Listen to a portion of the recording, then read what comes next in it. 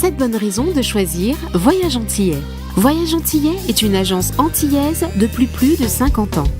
Voyage Antillais vous réserve un accueil chaleureux, une qualité de service, un accompagnement soigné, toujours avec le sourire. Voyage Antillais vous propose les meilleurs prix. Avec Voyage Antillais, vous bénéficiez de facilités de paiement. Votre deuxième bagage est offert. Voyage Antillais, c'est 2 agences en Île-de-France qui relient les Antilles à Paris. Voyage Antillais, nous là vous faisons voyager. Guadeloupe, actualité. Dans moins d'un mois, Air Antilles redéploiera ses ailes. Pour être plus précis, ce sera à compter du 1er juillet prochain. Et après plusieurs reports dus à des problèmes administratifs et techniques, la compagnie peut enfin reprendre du service. Une bonne nouvelle pour les voyageurs qui devraient voir les tarifs baisser sur les vols régionaux avec la fin du monopole d'Air Caraïbes. Regardez. Alors on est très content pour nos salariés, on est très content pour les Antillaises et les Antillais. Ils pourront retrouver un service aérien qu'ils appréciaient, cette couleur verte qui maintenant revolera dans le ciel antillais et qui leur proposera une offre complémentaire qualitative, et c'est la promesse que l'on veut faire à nos passagers. Il fallait absolument qu'il y ait un concurrent sur ces destinations, parce qu'en fait, on a bien compris ce que ça a donné quand Air Caraïbes avait le monopole. On a vu c'est flambé des prix, donc on s'est dit qu'il fallait mettre un terme à tout ça, mais aussi permettre les gens, les Caribéens, de pouvoir se déplacer comme ils le souhaitaient à un prix acceptable, à un prix raisonnable. C'est ce qui a un peu motivé notre décision de présenter cette offre et qui a été reçue, acceptée par justement le magistrat. Aujourd'hui, le combat, c'est maintenant de faire en sorte que nous avions l'école le plus rapidement possible. Les premières certifications étaient très attendues, mais pas que des employés, de tous les passagers. Et on espère qu'on sera à la hauteur pour tout le monde, que ce soit pour les employés et les passagers à nous. Alors Air Antilles, c'est une compagnie régionale. Alors, elle sera au cœur des îles, au cœur des préoccupations des Antillaises et des Antillais. Et l'objectif, c'est de pouvoir assurer cette mobilité, de répondre à leurs attentes. Et donc, c'est une desserte fine de Saint-Barthélemy, une desserte aussi fine de Saint-Martin et de la Martinique. Et une continuité, bien entendu, avec les longs courriers en tant que partenaire naturel, bien entendu, des compagnies long courriers qui desservent l'Hexagone. Un pilote se prépare toute l'année. On a des entretiens avec nos responsables, on a des maintiens de compétences.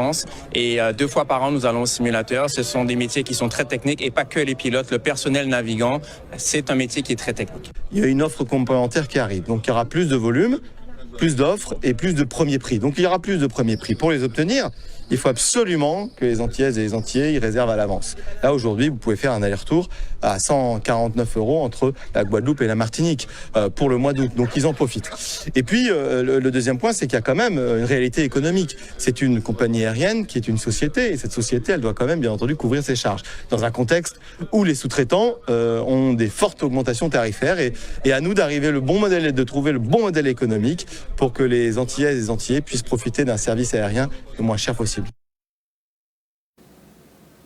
Et on rappelle que c'est la collectivité de Saint-Martin et la société EDIS qui ont effectivement repris donc la compagnie Air Antilles. Et on enchaîne avec la fête de la famille organisée par le conseil départemental. Une journée de festivités sur le site de Duval qui s'est transformée en aire de jeu et d'activités pour petits et grands. Le reste en images.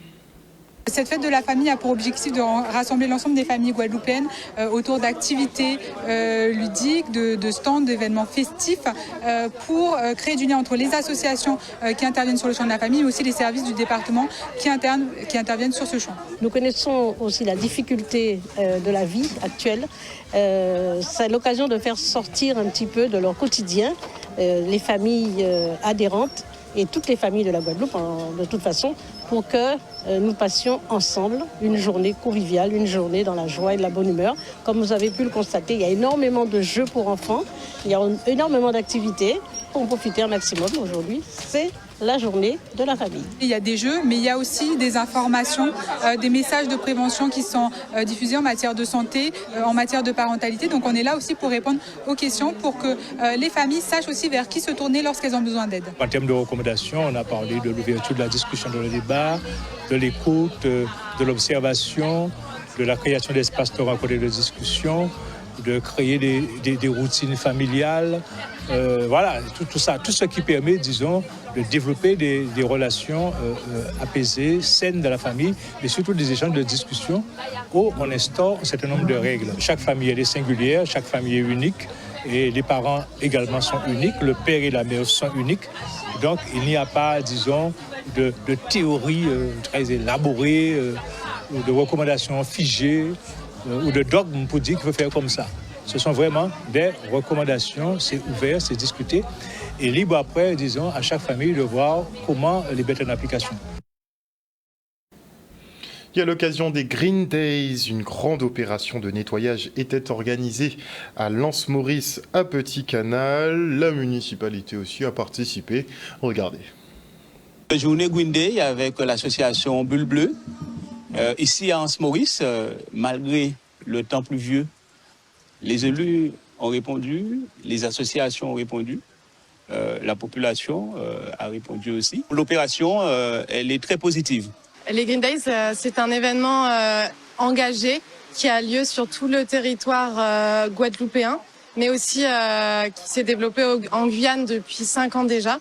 L'objectif des Green Days, c'est de fédérer, mobiliser tout ça dans la joie et dans le côté positif pour permettre aux personnes de se rendre compte de la beauté du territoire et de se donner envie ensemble de ramasser et de faire un territoire beaucoup plus propre. D'abord, on distribue logiquement les poubelles, les gants. Ensuite, on va collecter les déchets, sachant qu'ils sont déjà scindés par catégorie par rapport aux couleurs des poubelles, vert, jaune, noir. Et ensuite, on pèse les déchets et on va faire un tri final. Dans ce type de gros Petit Canal, c'est l'enlever, c'est l'un des petits baignés. Donc on dit tout naturellement, il faut venir faire un nettoyage avec l'association là et pour la commune aussi. Oui, mais c'est là, tous les jours nous à la plage, nous allons nettoyer. Prendre des déchets assemblés, mettez en poubelle là. Et là, l'union fait la force, comme ni plus monde, nous venons plus nombreux. Okay. Et ensemble ici, à Carbita à 3 km, eh bien, plage là, c'est un autre, comme M. Diou. Voilà, on vient de force là. Chaque année, nous mettons en place et nous retenons un thème. Et cette année, c'est Petit Canal, ville propre et verte. Donc une telle opération tombe à pic, je dirais, pour nous les élus. Donc avec les moyens logistiques que nous avons, avec l'appui du Sinoval aussi, nous avons mis la logistique à disposition pour être encore plus efficace dans l'action. Belle mobilisation des citoyens sur ce site. Malgré la météo qui n'était pas avec nous, il y a eu une bonne dynamique, l'ambiance était là et les gens ont vraiment joué le jeu à aller chercher les déchets. Donc très, très contente de voir tous ces sacs contenant les déchets et la bonne humeur avec le groupe musical qui est là, qui a permis vraiment de fédérer toutes les personnes présentes dans la bonne humeur. Et vous aurez constaté aussi sur les images les gros échouages de sargasses qui concernent quasiment toutes les côtes de l'île ces jours-ci. Et à Morne-à-l'Eau, il était question de prendre soin de sa santé grâce à l'activité physique avec l'opération Parcours du Cœur où on se rend tout de suite. C'est une journée exceptionnelle afin de mettre en place un dispositif qui permet aux gens de faire du sport ce matin, notamment les personnes âgées, les aînés, les aînés. Donc ils sont là avec des spécialistes du sport pour divers exercices physiques. Donc c'est une journée qui est dédiée notamment à lutter contre les maladies diverses que nous connaissons.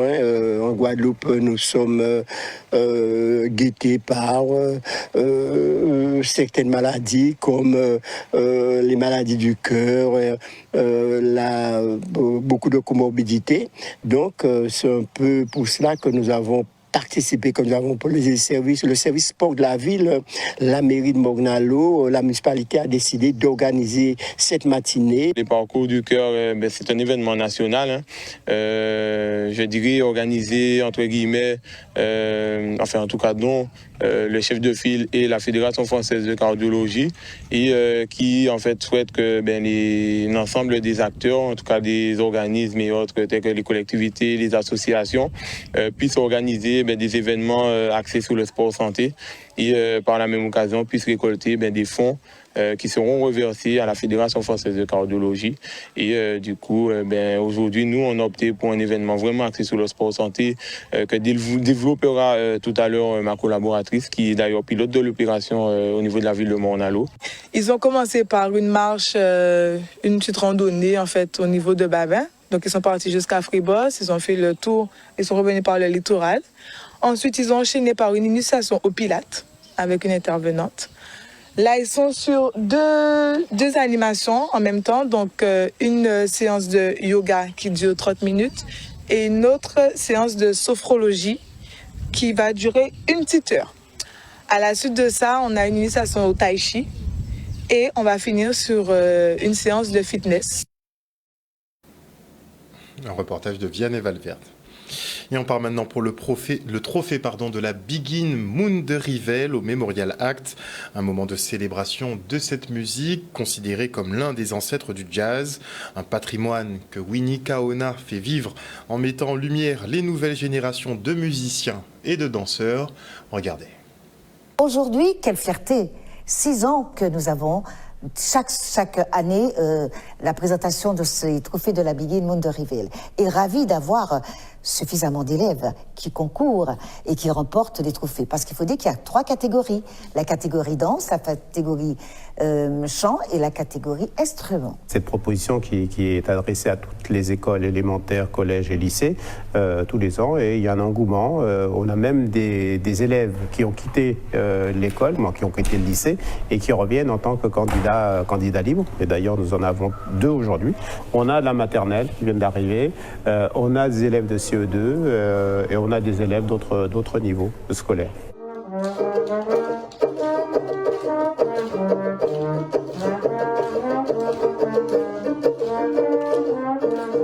C'est une bonne chose de rester dans cette transmission d'un élément du patrimoine guadeloupéen, la Begin. Ça fait partie totalement du patrimoine guadeloupéen.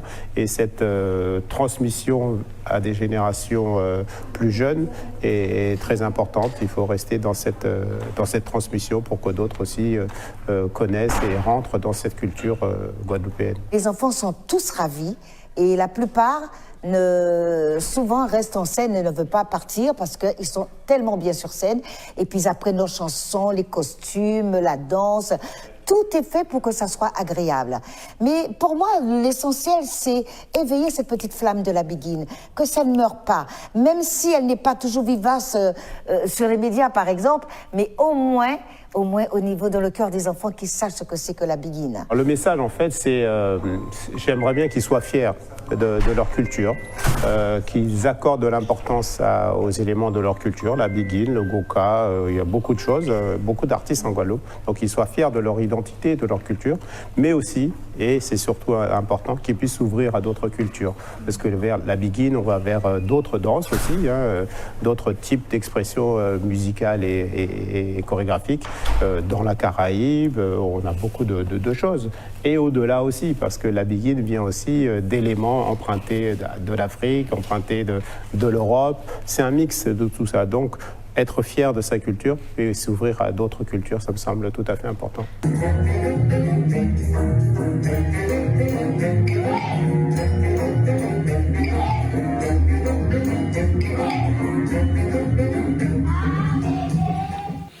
Des images signées Solène Fèvre. Et maintenant, je reçois Vincent Jean-Louis, président du Festi Comité. Bonsoir. Bonsoir. Vous êtes en compagnie de Lauriane Onestas, chargée de communication du Festi Choral que vous organisez. Bonsoir. Bonsoir. Alors, qu'est-ce que le Festi Choral ? Alors, le Festi Choral, c'est un festival de chant choral qui, cette année, se déroulera du 7 au 9 juin au Hall des Sports Paul Chanchon de Pointe-à-Pitre. Beaucoup de chorales ici en Guadeloupe ? Beaucoup. Dites-nous tout. Beaucoup, énormément, puisqu'il y a énormément de talent en Guadeloupe. Et on veut vraiment appuyer sur le fait qu'il y ait encore des jeunes qui manifestent leur foi par leur chant. Et c'est ce qu'on essaie de faire depuis 2017. Depuis voilà. 2017 déjà. Alors quand on dit chorale, c'est spécifiquement chorale issue de culte? Alors, ou pas bien forcément. ça peut être d'autres genres de chorales? Voilà, on a des chorales. Aujourd'hui, on a des chorales de diverses religions, mais aussi des chorales de villes, voilà. Aussi les écoles, j'ai vu que les jeunes aussi reprennent pas mal le flambeau. Ça, c'est pas mal du tout. Donc vous nous dites que il y a un engouement de la part de la jeunesse? Oui, beaucoup d'intérêt pour la foi et on voulait surtout se dire qu'on ne veut pas se fermer sur une religion, d'où l'intérêt de s'ouvrir à d'autres, donc presque un mouvement écuménique pour pouvoir faire participer tout le monde, mais toujours faire transmettre une certaine foi et un certain amour pour Dieu. En tout cas, le message, c'est celui-là? Oui. L'amour en global ou l'amour pour... L'amour en global, en globalité.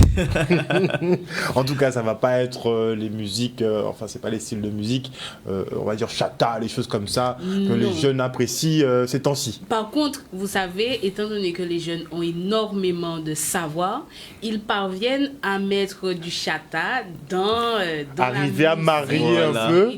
Ils arrivent à faire d'harmoniser en fait finalement un chant qu'on dirait chata ou un bouillon, le transformer, le rendre spirituel.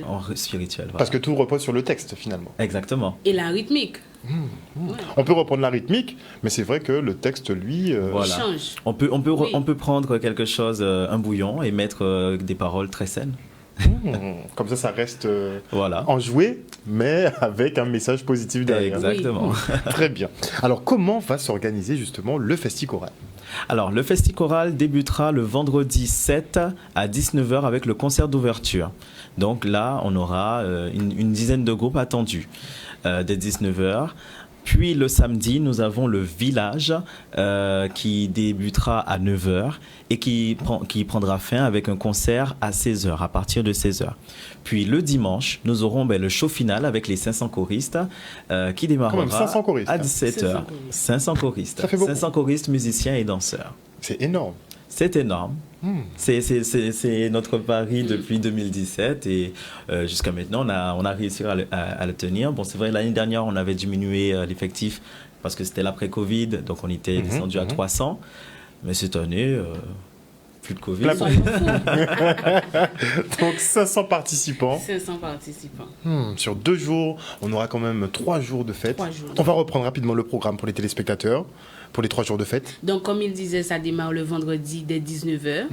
Ça va continuer jusqu'à... On ne se donne pas de limite. Hein? Pas de limite. Pas de limite.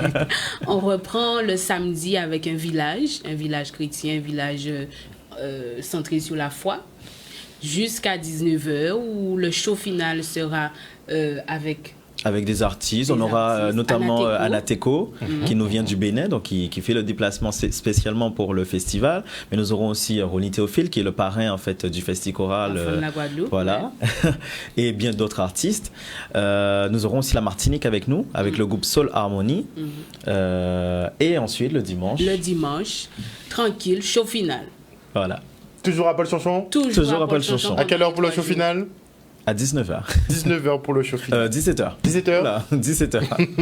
Faut pas qu'on aille trop tard. On attend toute la Guadeloupe, hein. On attend toute la Guadeloupe, qu'il n'ait pas peur de venir puisque c'est un événement gratuit. Alors, événement gratuit, mais avec des passes à récupérer sur la plateforme Kirol. D'accord. Voilà. Parce qu'il y a un nombre de places quand même qui est limité sur le site. Exactement. Donc, il vaut mieux récupérer son invitation donc sur la plateforme Kirol. Exactement. Très bien. Un message pour la fin? Un message pour la fin, on vous attend. On vous attend pour partager un moment, pour partager un moment de bonheur et d'amour. Merci beaucoup, en tout cas à vous deux d'être venus sur ce plateau ce soir, nous présenter donc le Festi-Choral, 3 jours de chant. Chant autour de la foi, comme vous l'avez dit, avec une apothéose. Ce sera donc le dimanche à partir de 17h au hall des sports Paul Chanchon à Pointe-à-Pitre. Merci encore. Et on souhaite maintenant un très joyeux anniversaire à Émilienne Bécarmin, la doyenne de Guadeloupe. Cette Saint-Claudienne célèbre cette année ses 113 ans. Regardez. Joyeux anniversaire,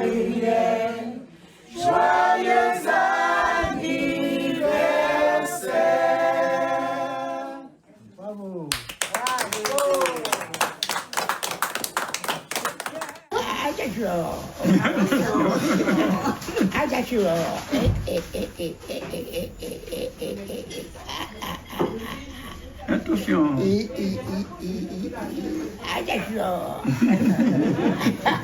Et là, pourquoi commence à chanter? Ben, maman, c'était quelqu'un sa maman d'être solide déjà aussi au départ. Et elle a passé à maman. Et donc, ma maman était vendeuse sur le marché. Donc, elle vendait fruits et légumes et des fleurs. Il y a un moment donné qu'elle vendait à Basse-Terre et un autre moment qu'elle vendait à Pointe-à-Pitre.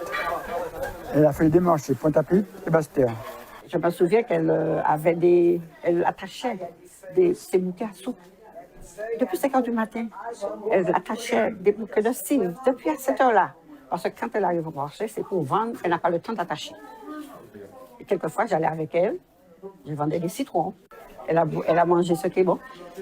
Des poteaux, des madères, des patates, des malangas surtout, des ignanes. Elle aussi, elle mange toujours ses poteaux. Elle mange toujours ses poteaux. Oui, parce que sa belle-fille le mixe. Elle mixe tout. Que ce soit pâte de bœuf, tout ce qu'il y a, elle le mixe. Son poisson, tout. Et elle mange. Elle est bien soignée par sa belle-fille. Et Madame le maire, Madame, c'est pas Elie Califère, hein? Il n'est pas là en ce moment. Aïe, aïe, aïe. Ah, mais ça, je sais. Comme chaque année, nous visitons nos centenaires. Et voilà, aujourd'hui, c'est l'anniversaire de Madame Bécaumé Emilienne. Et c'est tout à fait normalement et que nous venons l'embrasser, que nous venons aussi et lui fêter son anniversaire et la féliciter et lui disant de tenir bon pour que l'année prochaine, nous soyons de nouveau avec elle. Elle vivait avec son fils et sa belle-fille. Malheureusement, l'an dernier, son fils est parti.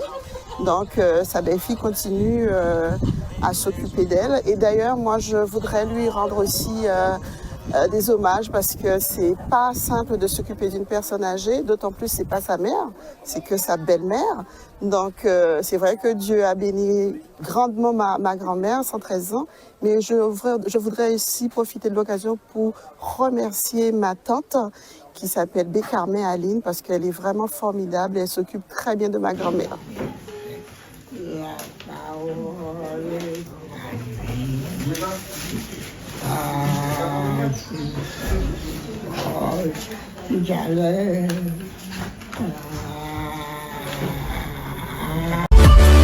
O News Radio sur outremernews.fr.